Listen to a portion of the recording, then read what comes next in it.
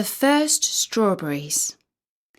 Hello, this is Natasha, and Bertie's asked me to tell you an ancient legend of the Cherokee Indians. It's a short and sweet love story, and it tells you about how strawberries came to grow on this earth.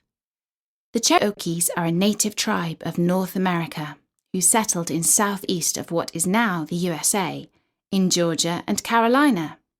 They have many wonderful tales, and this is one of them.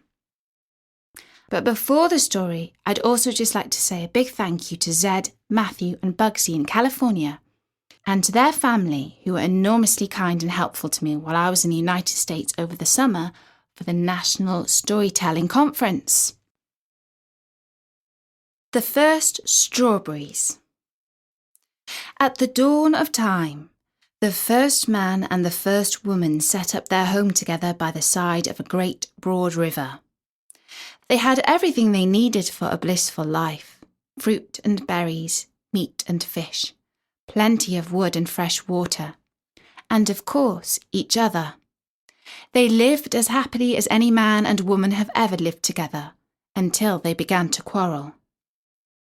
First it was the small things, like why didn't you cook this and why didn't you tidy that?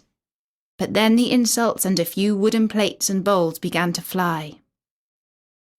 The first woman was so upset that she decided to leave the first man.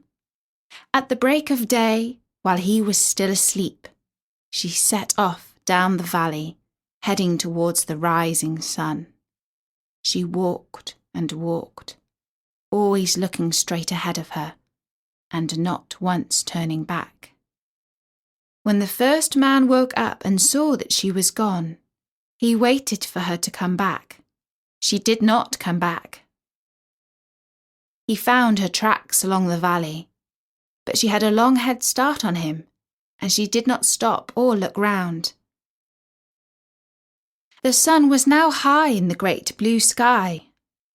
It looked down upon the first man as he followed after the first woman, and it saw that there was sadness on the face of an otherwise pristine and perfect world. And the sun asked the man if he was still angry with his wife.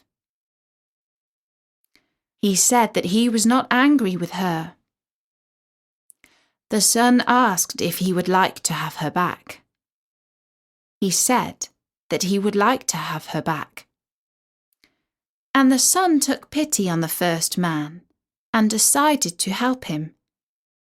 His gentle rays touched the ground along the woman's path, and a huckleberry bush sprang up.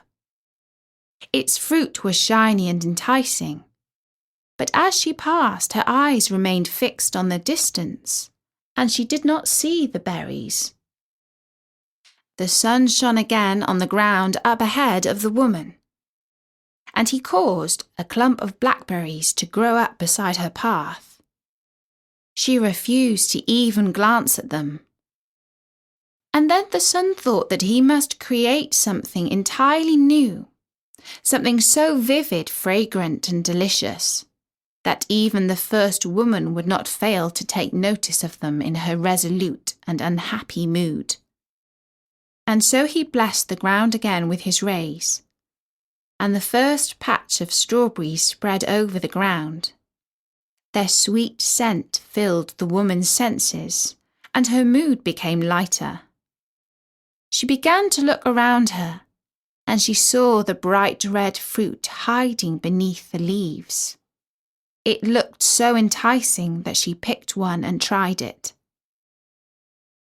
She tasted the strawberry on her tongue, and she began to remember the happiness that she knew when she first set up home with her husband. She found she no longer felt the pressing desire to leave him. She sat down on the ground and wondered what she must do.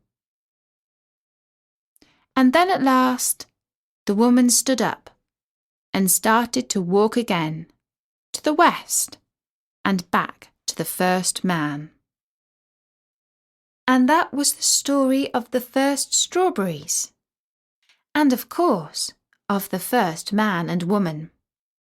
It's funny how so little changes. And a big thank you again to everyone who helped me over the summer while I was on a storytelling journey in America. It was lovely to meet you all. And hopefully I'll be back soon. And of course, there are loads more stories at storynori.com. For now, from me, Natasha. Bye-bye!